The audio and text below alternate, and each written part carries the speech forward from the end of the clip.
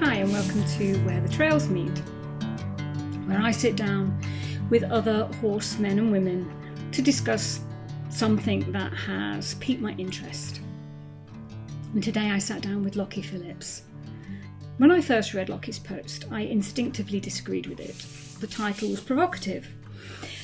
I almost recorded a response video, but instead I asked him for a conversation. I think that's a much healthier way to explore difficult ideas. And I hope that you will listen with curiosity rather than looking for someone to be right. Hi, Lockie. Hi again. Hello. Okay, so I wanted to talk to you today about the post that you wrote. First of all, because it was something that when I read really hit me in the stomach and made me react. And then I took a breath, I'm getting better at that, and tried to understand a little bit more deeper of what I read into it, because I can only, like anybody, bring to something my experiences and my history, etc. And for me, when I was reading it, I felt that actually what this has done for me is highlight something that we don't talk about enough, and that is quality of turnout. Because there's turnout and there's turnout. And, you know, I was looking at my guys here. I was with the boys and they were playing really hard, and they're robust creatures and they live on a mountain and they're up and down. And I couldn't get my head around the thought of too much turnout or too much movement when I have the experience when I take them out to do something that I would like to do, like ride up the mountain. They're forward and they're going and they have no issues. And then I got to think, why is that? What is it that makes my horses still eager to move with 24/7 turnout and other horses with 24/7 turnout don't, which is what you were talking about, I believe. And then it got down to the bones of it, which was quality. And I thought your post in its first instance was for me a little shocking and a little bit aggravating. This is a conversation that needs to happen. Yeah, I'm actually really excited to have this conversation with someone who found the post reactive for them or didn't love it. I'm really interested in talking about the ways in which I am willing to revise my explanation without pretending that I don't see what I see haven't led me to this position. I think the first thing it would be helpful for us to get on the table is context. You just described a little bit of your context, which is you're in Spain, just like I am, totally different climate and biome to where I now live in Galicia. It's wet, it's green. But I've also horse kept in the deserts of in Poland, which was snow up to their hocks in the wintertime and 40 degrees in the summertime. So I've horse kept in these three environments. So I've had the privilege and the luck to have observed horses in an extremely wide array of environments. You and I think, when it comes to the issue of turnout, are actually cut from the same cloth. And that's possibly why the post was so jarring, because a lot of people have put Lockie in the box of, well, he turns his horses out, which is true. My starting point with a horse's welfare is turn them out. That's my starting point. But it's not my end point. The first step to put the horse first is acknowledge their species requirements to be outside, to have the friends forage freedom, including freedom to and freedom from. That is important. Freedom to and freedom from. I work inside a bubble and I do that intentionally. Me and the people that I work with, all of us turn our horses out. And I think this is where you and I are going to agree most easily or maybe not agree, but understand each other very easily, is that the question of quality turnout is a really important question. And quality turnout is a conversation that needs to be everlasting, evergreen, and ongoing. I've engaged rigorously and for a very long time in the discussions around advocacy for turnout and quality of turnout. So turning out means different things to different people. We know of businesses that say on their website 24/7 turnout. And then the next business down the road also says 24/7 turnout. And those two businesses interpret that completely differently. One business has small little pens, maybe with a piece of tin over the corner for shelter. The horses are segregated, and they call that turnout because the horse happens to be exposed to being outside. And then we also know of places in Spain that when they say turnout, they mean they've got 40 hectares, probably no fences, if any. And those horses are semi-feral and just out. And so the interpretations of turnout are broad, very broad. When I say the word turnout from where I am standing, it implies optimized turnout. Optimized meaning the quality of it is the best possible quality available to that environment, to that property, to that climate, to that budget. You say you're working in a bubble, which I get, and I think to a degree everybody is, because they like to be surrounded by what makes them feel good in their soul, right? Because you can't win every battle. But it does concern me on a bigger level that you can sit and I can sit and list all the things that what horses need, and apart from the forage, friends and freedom, which is the minimum, because the needs of a horse are so complex when you get deep down into the nature and how they experience the world. It's how can we support those that don't have that? Because my concern about that, you can have too much turnout, and I'll share with you, a client of mine also read that post, and she said, listen, but Lockie's saying that too much turnout is bad, and yet you, Rachel, you're saying movement is key to the nature of the horse. Horses need to move. They express through movement. They release anxiety through movement. That's why I don't believe in creating a situation where you make a horse stand still. If they have to release that energy, allow them to release the energy and come back to the conversation. I was able to, obviously, because they're part of my community, to say, no, I believe it's much more nuanced and in depth than that one post that he wrote. I don't believe he believes that. But the responsibility then hit me that when we put something out there, do you feel, direct question, that there are going to be part of the other side of the community that suddenly feel vindicated for not allowing their horses to have enough turnout? Is that so? One of my modus operandis, MO, is that what other people think of me is none of my business. Allow me to quantify that. Okay. What I hear you describe is that this post generated for you a lot of professional reevaluation, a lot of in-depth and in-breadth reobservation, reevaluation of where you stand on the issue of turnout. Fabulous. That's what it was intended to do. And what it sounded like with your client was that your client said, yes, Rachel, but what about what he said? And you said, well, this is what I think. For me, that sounds like a really healthy interaction with a client, where the client is questioning their professional, and the professional has an opportunity to reestablish the grounds that they stand on. And she was saying, but Lockie says that too much turnout is bad, which frankly is actually my opinion, not for all horses, but for some horses, sometimes in some situations. And that can't be said enough. Some horses, sometimes, in some situations. If someone has horses that are 24/7 turnout and there are no problems, then this post doesn't apply to them. I wrote a piece where I was speaking from a certain side of the fence of an issue, and then the algorithm removed the fence and presented that argument outside of the community that I was actually speaking to. And I can't be totally responsible for the downstream side effects of that, because firstly, I'm not an influencer. I'm a practitioner. There's a difference. Well, you do have influence, Lockie. You do have influence. I don't care if I have influence or not. Maybe I should. I actually don't care. What I'm interested in is horses. I'm interested in putting the horses above any ideology or management practice.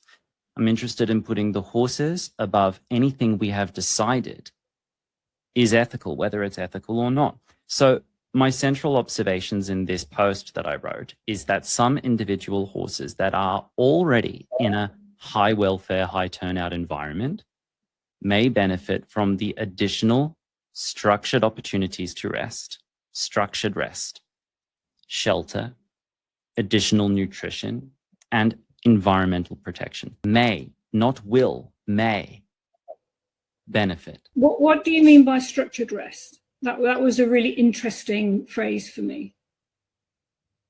Well, structured rest would mean it's a guaranteed part of their day where that decision is made for them for a certain period of time or made with them. If the horses in structured rest are making sights and sounds that is a problem for them, let them out immediately. If they're not making any sight and sounds that's a problem for them, pasa nada, as they would say in this country, nothing happened. How do we know when they need structured rest? In their timeline, in their day, in their clock, there is a moment of rest, and it's usually the same time within a stable herd that has the right dynamics, and they choose and rest and swap about, etc., etc. Some lay down, some don't, depending on the day, depending on the time. When we come along and say, okay, you need structured rest, how do we know it's the right time? How do we know it's the right moment that fits within their regulation and their rhythm? The question is not how do they, the horse collective. That's not what I'm doing. I'm working with this individual horse today, right now. And the question is, do we know rather than how do we know? I think when people spend enough time with their individual horses on a relationship-centered approach, you develop an intimate roadmap in your mind over who this individual is, their quirks, their likes, their dislikes. Becomes, for me, way more interesting to assess them at an individual level rather than an archetypal level. And so that's how we know. That's how we know, by getting to know the horses themselves. I agree with that 100%, the individuality of any being. And it's one of the foundations of understanding the nature. I just want to go back a bit, maybe the expression was incorrect, is how do we know when it fits in with our need, our desire? When we're talking about rest, how do we know? How do we balance the want of our day? Because you and I are lucky, we're around our horses 24/7. There are people out there that have jobs, and do regular things, and they only have an hour. So without imposing our want and our desire on their rest, I hope I'm explaining myself. I'm following you. Okay, good. So when we start restricting movement or structuring rest that is part of our day, then we're out of rhythm with what they are potentially needing. Before I get to that, I just want to address a few things off the bat so I can get them off the table and move on. So the title of the post, Too Much Turnout, was inflammatory in retrospect, and I wouldn't write it the same way again. I would put a question mark at the end, at worst, or in fact rewrite it entirely, so that it wouldn't assert an outcome, rather invite it as a question. It sounded like a universal prescription when I wrote it so plainly, when in fact I was making a very narrow argument about a hyper-specific piece of research that I was in. The term silent epidemic was too strong because it asserted in a social media capacity and what social media does in removing the fences that you're talking behind. What it did was create causation where there might only be correlation. That doesn't necessarily remove the validity of the issues I'm seeing in the population of horses that I've been exposed to. I'm making a few observations and hypotheses. What is potentially causing the common issues that I'm seeing in the horses I'm exposed to? And one of the potential maybe causes is a result of lifestyle. And we have to look at lifestyle broadly. Lifestyles that include 24/7 turnout, to go into a 24/7 turnout as a carte blanche rule for all horses. It would be hubris to assume that that won't cause problems for some horses, sometimes in some places. And that's what this post is about. I'm more interested in how can we approach this horse first, not methodology first, not welfare choices first, horse first above everything else as a first position, and to really try and separate the horse from the doings around horses. Try to separate that and see the doings around horses as tools that serve the horse, not as an intrinsic part of who they are as an individual. Though I conflated observation, hypothesis, and causation in a post that needed a bit of editing, I still stand behind the central observations that caused me to write it. Now, the other bit that we just talked about is the uncomfortable training question, because the original post as it stands is vulnerable under certain lenses of reading. When it sounds like I say, horses need enough energy for us to train them and get training from them. And I definitely invite criticism around that point of view.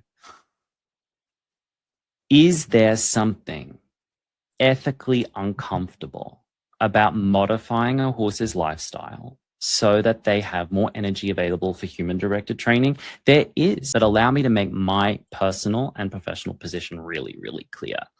I am not trying to manufacture excess energy so that humans can extract more labor. I am interested in capacity and vitality. I don't think that a depleted horse becomes an ethical success simply because they became depleted under management practices we consider ethical. And I want all horses to have resources left over in their life. I wake up in the morning and my first thought is, no horse on the planet has to be trained. I wake up in the morning and the one thing I want from my horses is their happiness and vitality. I see training as a tool that serves the horse, not as something I do for my recreation and my fun. I'm interested in capacity and vitality, and I don't live on top of the foundation belief that training a horse is inherently exploitative. That is not one of my founding beliefs. I understand there are people in the world, even and especially including people making many and as many as possible ethical choices in their training, who believe that they make ethical choices because deep down, training is considered exploitative. At the end of the day, these horses are domestic and they have to survive a domestic environment. So there's a level of experiences that we have to expose. And I said we have to expose our horses to, particularly young horses, because otherwise they are going to struggle. We have to expose our horses to experiences, and part of that is a formal conversation. This is how when you talk about training, I talk about formal conversations. It's semantics. Rachel, I totally agree with you. And I am a horse trainer. So my days are preoccupied with training horses and teaching others how to train their horses. I'm saying from this position, I am that. Mm-mm. And I do that from a foundation of not believing it is a must-do situation. And I do that from a position of it doesn't have to happen, that this is a choice that we are making to do it. Now, exposure is going to happen whether we like it or not, whether we thrust it upon horses or not. And exposure is relative to the choices we make for that horse. This goes back to what we were talking about earlier about individuality, because I have a belief that horses are built around three pillars. So the emotional, the mental, and the physical. And any coaching, any conversation, any training that I have is based on that as the starting point. So for example, Charlie here, he's thunderous, he's very physical. If you ask him to do a lot of groundwork, he's the dog that you throw the ball to and they go, now you go get it. I'm not doing that anymore. And then Champ, he loves problem solving, mental problem solving. And I think if we can, or certainly I can understand where that baseline of their that their nature is, then we have a better idea, better possibility of actually having a collaborative moment with our horses, as opposed to me forcing Charlie into a lot of groundwork or negating all of Champ's need for mental stimulation.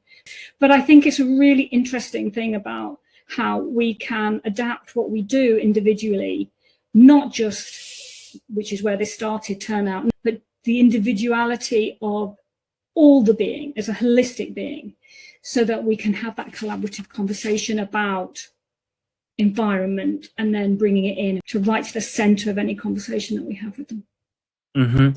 And individualization of our care, training, handling, and guardianship of horses only stands up to ethics when our first step is, are we doing the bare minimum? Friends, forage, freedom, turnout. Because if you're doing the bare minimum, only then can the cup overflow into these other individualization conversations. Just because I have horses that have led me kicking and screaming into reevaluating my position on turnout and now seem to absolutely adore 3 to 4 hours of structured rest in a stable per day, does not mean that if I then chose, oh, well, 3 to 4 hours is good, maybe 22 is even better, that would be easier for me, I just have to muck out a small stable rather than an entire track. No, that is never where this is going for me. I wrote this in the post. People who are committed to locking horses away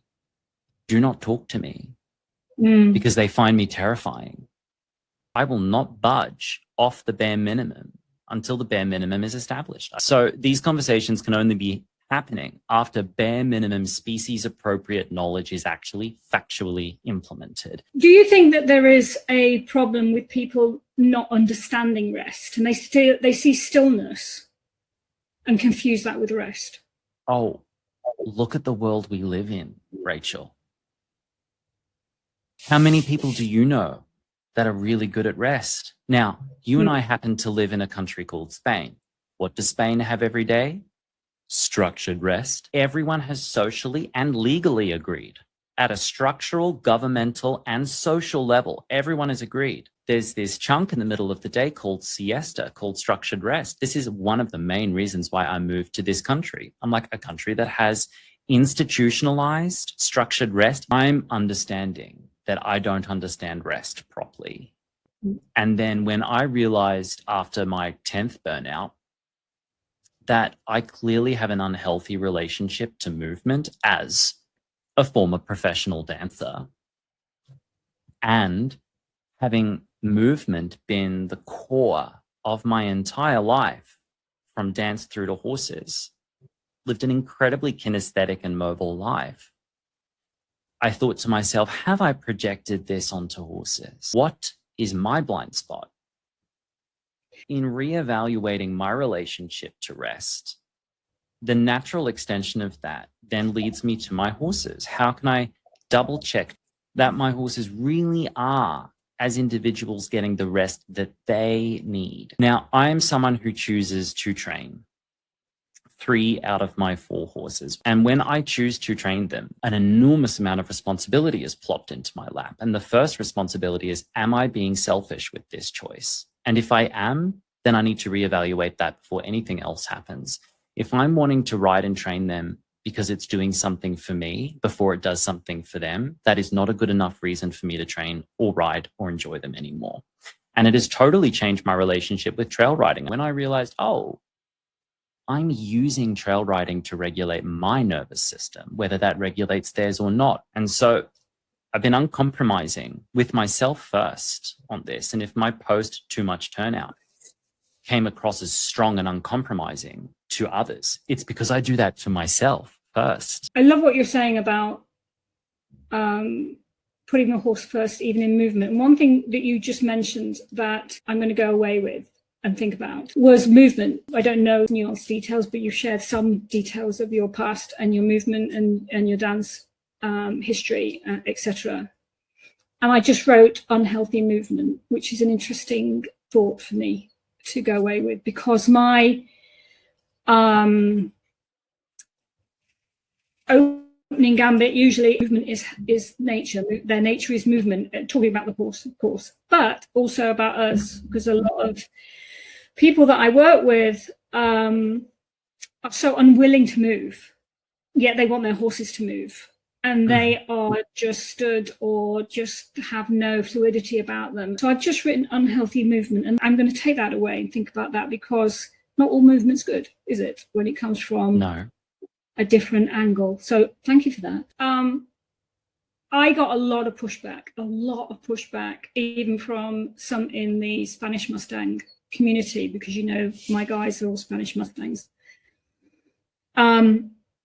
For the way that I didn't train Parker from like day one. You know, I didn't imprint him, and I left a lot of space for him to explore. And I was told that you will never get hands on him, you're going to spoil him, and he's, you know, you're going to have a lot of problems with him. And I have never had a youngster. And, that's so easy. That's so easy to work with. He could literally sit on my lap. In fact, to be honest, between you and me and everybody else that probably watches, I have too much draw. I would like more space, please. I'd like him to get out there and be a little bit more comfortable standing 2 meters. But it's not like he never had any training or any conversations that were part of nurturing him within a domestic environment, because what I did was witnessing, which goes back to what you were saying about their exposing. He witnessed everything I did in the first instance with his dam, his mum. So I didn't train haltering, I didn't train picking feet up. I let him witness that with my interactions with the rest of the herd. And then when he was weaned, he's now in with his sire and with Charlie. He's witnessing that. And I just think it's created such an incredibly curious, I'm not saying he doesn't get nervous about things, but what he does is he becomes curious, maybe concerned, but he switches back really quickly into, I'm okay here. He's safe, he feels safe, even when we're in that learning threshold. And that takes me on through another thing, which again, it's all connected to this sort of movement and rest, and because I know that sort of freedom of movement and desire to move. Sometimes I wonder whether, and it'd be interesting to get your thought on this, our horses are bored. They're bored with what we're asking them to do, because fundamentally I see a lot of people bored with what they're asking their horses to do. And they're not looking at, it's not even the individual horse, it's the individual moment that they're asking. And it also goes back to choice, I think. And I know some people out there have a real difficulty with the words conversation, which I use a lot, and choice, giving a horse choice. And going back again to when you were talking about trail riding and the difficulty, some thoughts that you've had about that. One thing that I do with Charlie, and for me it is the most beautiful time, is when we do go trail riding, I do Charlie's choice. As long as we're safe, unless he takes me down into somebody's huerto in garden, or down a track that I know is a sheer drop at the end, he gets to choose which way he goes, or goes at all. You know, I can get ready, set off, and he gets to the gate and he stands there, and if he doesn't want to cross the threshold, that's it for the day. We stop. Yeah, it still works. It still works. Yeah. And when a horse chooses not to, we don't see that. Well, I don't see that as a failure. I see that as choice in action. And it's a horse choosing to opt out is the only true data point we have that tells us that the horse is in fact still choosing, rather than is choosing a conditioned response we've rehearsed and practiced and drilled into them at some level. The only concrete data point we have is refusal. And so a modicum of refusal peppered throughout your horse's life is actually good, healthy, and warranted. So this deeper question around recovery, it's about, what does recovery and rest actually look like for our horse and horses and our horse? stable or field, track system, turnout. That's kind of detail. But what's more important is, where does this particular horse genuinely rest? And all horses are products of their environment, and all horses are products of where they've been raised and what they've been exposed to. And once they've been exposed to certain things, there'll be aspects of their physiology, their neural architecture, which get set. And just like us, we can get set in our ways. Horses can get set in their ways. And moving the needle on anything we're set in our ways on is neurologically very expensive, which is a fun way to say draining. And if you've got a horse who's set in their ways, in order to change that preference, they have to be in an abundance of energetic and metabolic vitality. They have to have lots of energy.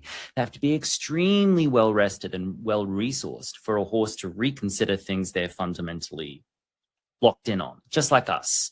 So if I'm under rested, I can't expect myself to reevaluate really key things to my identity. I can't. I'm just going to default to things I already know. And so the more I've started to institute structured rest into my life, the more I've kind of expanded on reevaluating things I used to think were locked in stone for me. And the same things happen to my horses. I've got horses that need to really reevaluate some of the things they believe to be fundamentally true. And in order for me to facilitate that, if I choose to facilitate that, they must be in abundance of vitality. And I'm asking myself, are they really? So this doesn't prove that all horses will need structured rest, but it can give us information about individual horses in our guardianship. So the stable or structured rest, stabling, is not the intervention that I'm ideologically invested in. I'm not invested in stabling. Recovery is the thing that I'm invested in. Rest is the aspect of a horse's life I'm invested in. And I see stabling, in some situations done with discernment and restraint, as a tool in our tool belt that could serve the issue of recovery sometimes. Now, in some cases, stop training, put them in a field. That's restful. For some horses. For other horses, it wouldn't be. For some horses, it would be, there's a storm rolling in. Take the rug off, put them out, because it's like they get recharged by the storm somehow. And some horses, a storm rolls in and they put themselves in. They're all individuals here, and they'll be shaped by their experiences. I was saying that that's part of nurture, isn't it? That's like you say, the experience they have. Yes, of course. So if 3 hours inside a stable with the door closed and locked, because I ask myself the question, what's going to change in the mind of my horses when I close that door and it's not always open? What will and won't happen in their life right now? Are they going to experience? These are questions, not assumptions and not assertions. These are questions I ask myself. What is going to happen for this horse in my care if some of the options on the menu are just taken off? Some of them, because they might be overwhelmed, neurological fatigue, decision fatigue. Making decisions all the time can be exhausting for us, and it can be exhausting for some horses in some environments. We have to concede that. And sometimes we can set up these quite elaborate protocols around those horses to support them in what is actually decision fatigue, for example, or turnout fatigue. And we're creating elaborate training environments and elaborate care routines that are supporting the side effects that we're creating with the very things we've chosen for them. When we turn horses out 24/7, we have to remember we chose that for them. Now, they might love that and prefer that. They might not. We don't know. You have to look at the individual cases. It's the correct first position. Everything comes from there. First position, turn the horses out. Okay, what's next? You see? So if I decide that 3 hours inside helps a horse, and then I consequently decide 20 hours must be even better, I've just committed exactly the same mistake in the opposite direction. And that's never, ever where I'm interested in taking this conversation.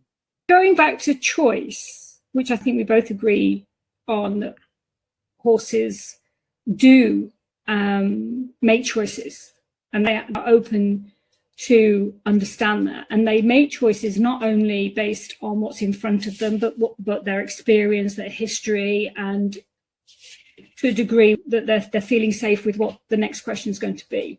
So if they have turnout and shelter, like a proper shelter, and I'm talking about a stable without a door, let's put it that way, a proper shelter, and they have all these enrichment things going on in their environment that some horses will choose and some horses won't. What's the difference then if we are going to put them in the stable because we're saying I want to give you structured care, structured rest, and shut the door? That isn't that our choice, not their choice. Whereas if they have that, they can go in. Okay. Yes, it is our choice. So. Yeah, I have a 50-50 relationship with my horses. It's a two-way street. Okay. I allow them to make decisions that change their lives and mine. And they allow me to make decisions for them that change my life and theirs. But I don't let them make all the choices because I know that that's a limit and that's a constraint that is, in my opinion, leading to ideology and foolhardiness. And I don't make all the choices either. I accept the responsibility and I am able to respond to their needs that they present me. So sorry, I want to clarify something, and I hopefully I've got this right with you. Is the choice that you're making when you talk about structured rest is about the horse first, right? It's not about I want my horse to have that rest so that I can.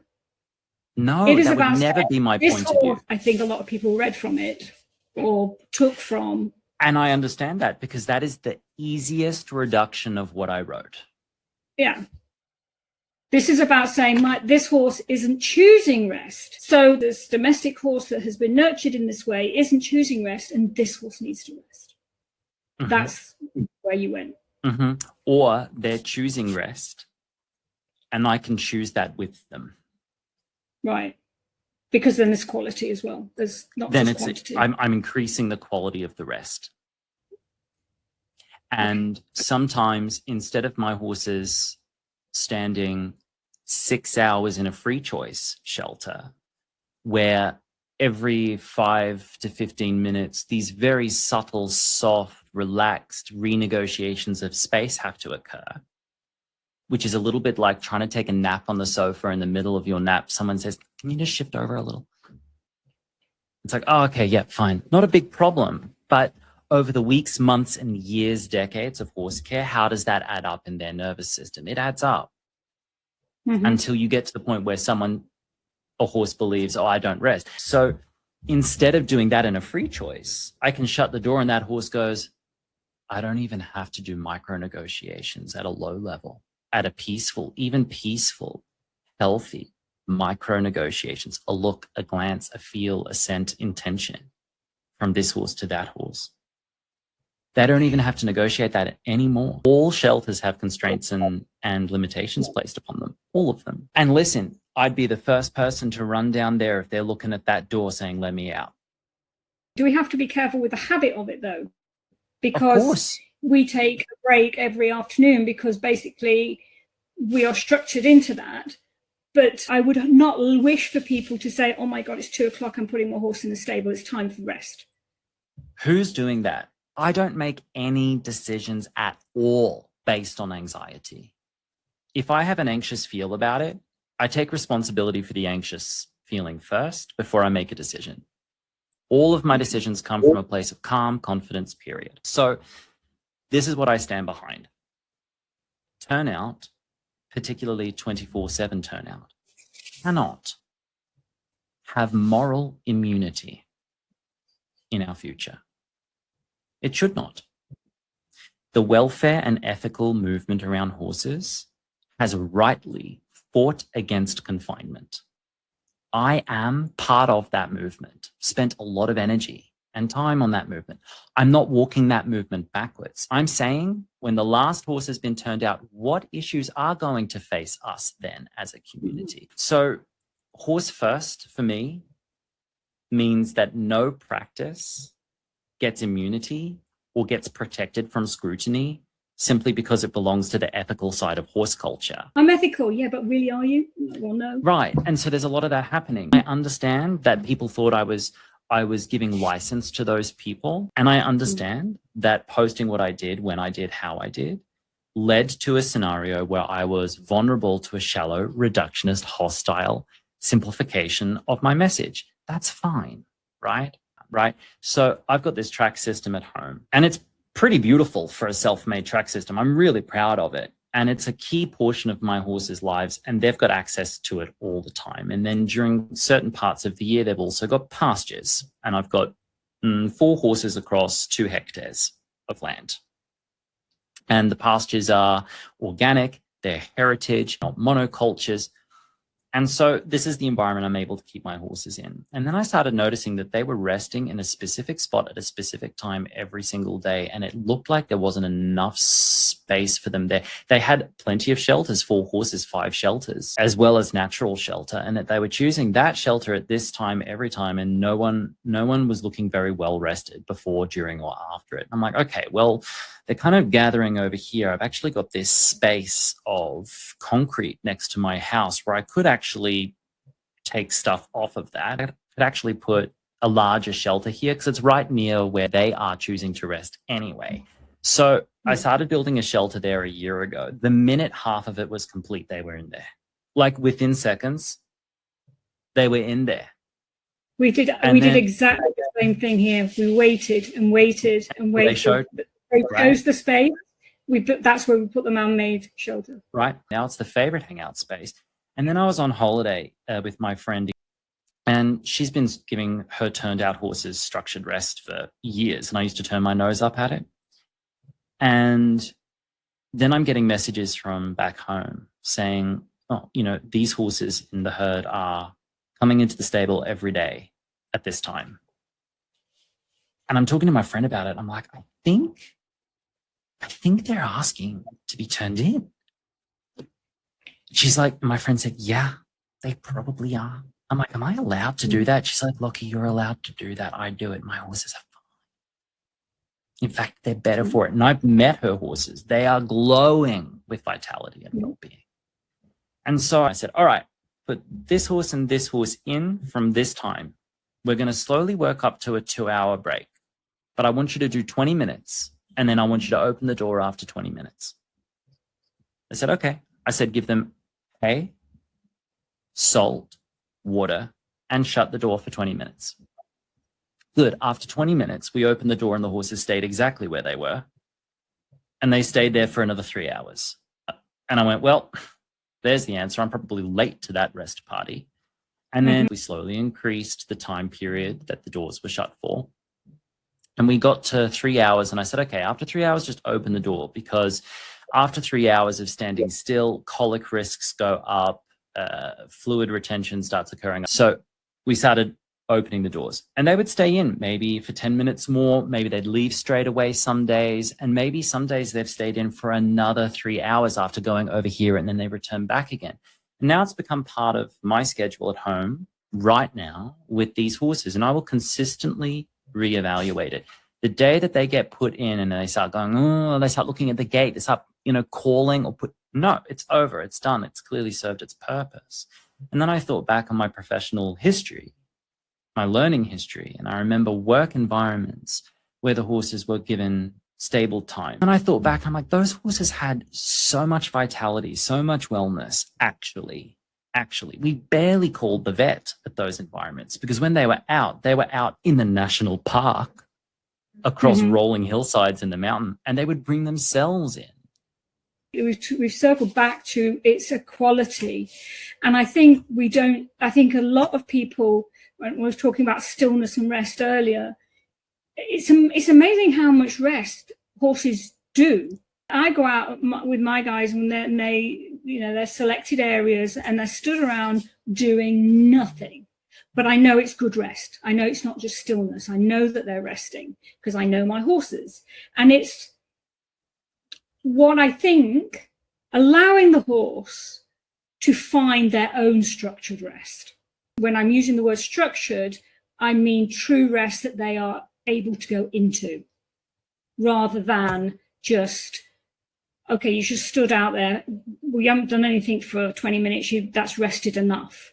It's actually being so aware and so in tune with each individual horse or your herder dynamic that you know, okay, this horse right now is in true rest. This horse is on standby. This horse is lookout.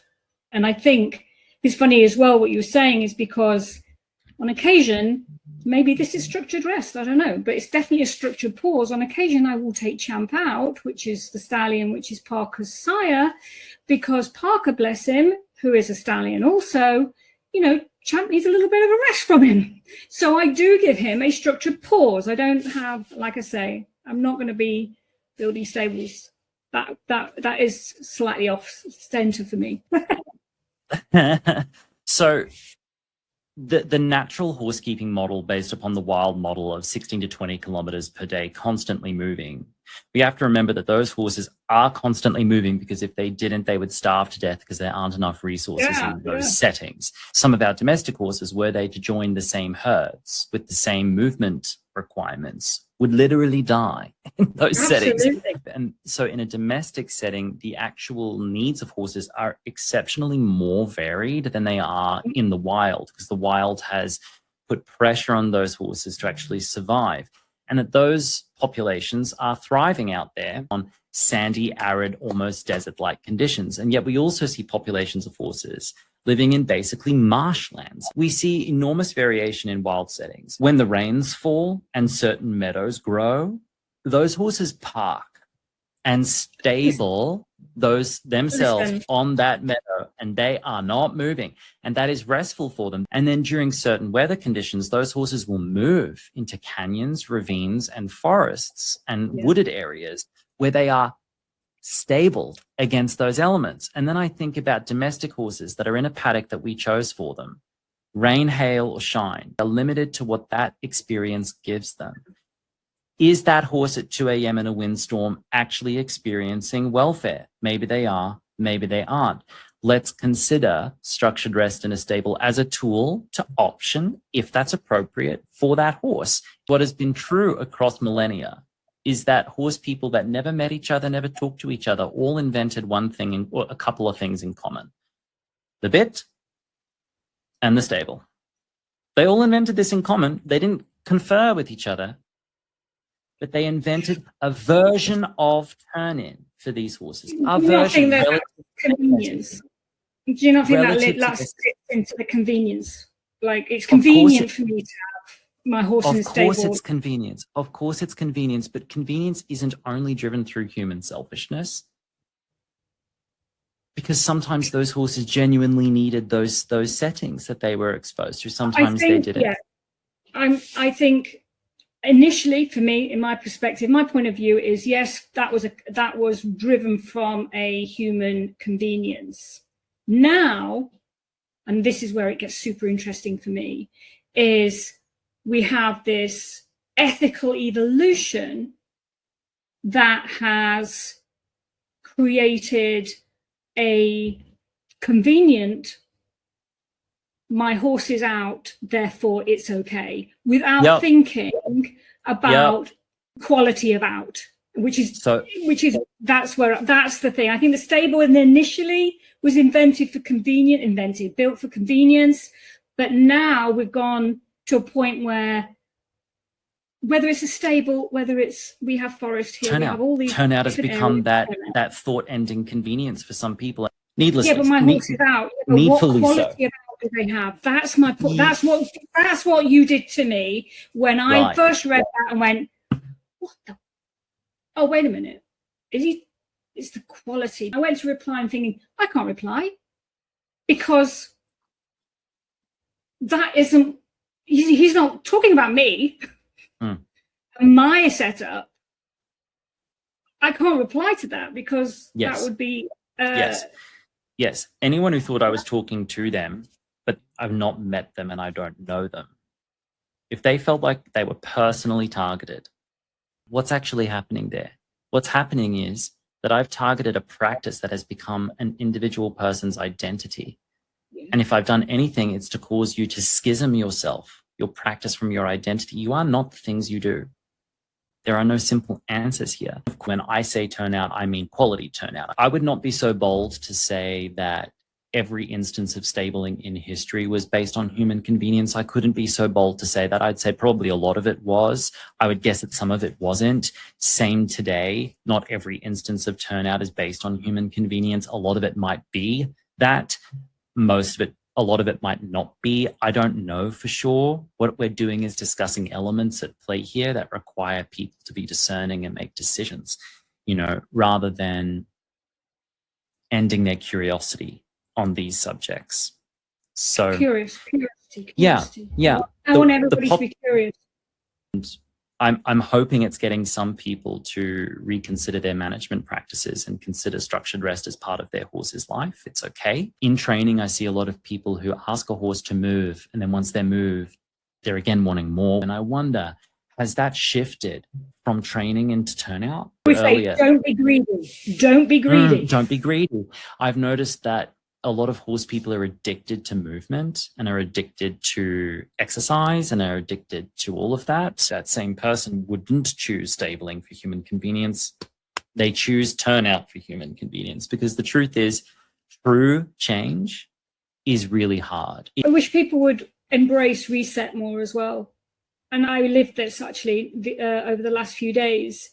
And it's hard to swallow, having a moment and taking that second to stop frustration bubbling into the conversation, and then the next day resetting and it just being beautiful. And I just wish people could embrace reset more and understand that, hey, even that's part of structured mental structured. It's like, no, stop, because this is going the wrong way, and then reset. And it happened to me, it's beautiful. So, for example, one of the old horsemanship tropes you and I might be familiar with: always finish on a good note. Yeah. Okay. Always is a strong word to use for every horse everywhere in every training scenario forever. Should I put that entire notion in the volcano with ethics? No. There are situations that are going to call for best practices being, let's just wait for a good note to finish on. That would be a good practice sometimes. But then I've been with people that have held that practice against their temple like a gun to their head, to the horse too. I've got to finish on a good note. And you just keep digging a hole for yourself with that horse. But it's not a good note for me. Sorry, the other day, for me, the good note, thinking about it now, was let go. Sometimes ending on a bad note is what needs to happen. If you find yourself in a hole and you're like, why can't I get out of this hole? Maybe the first thing we should do is stop digging the hole. In my head, I'm totally free when it comes to horses because I'm putting the horse first. I'm not subscribed heavily to anything. I've got a toolkit and I'm always reevaluating that toolkit to ask myself a very simple question. Does this still serve the horses I'm serving? Sometimes turnout is optimized. It's perfect. It's quality.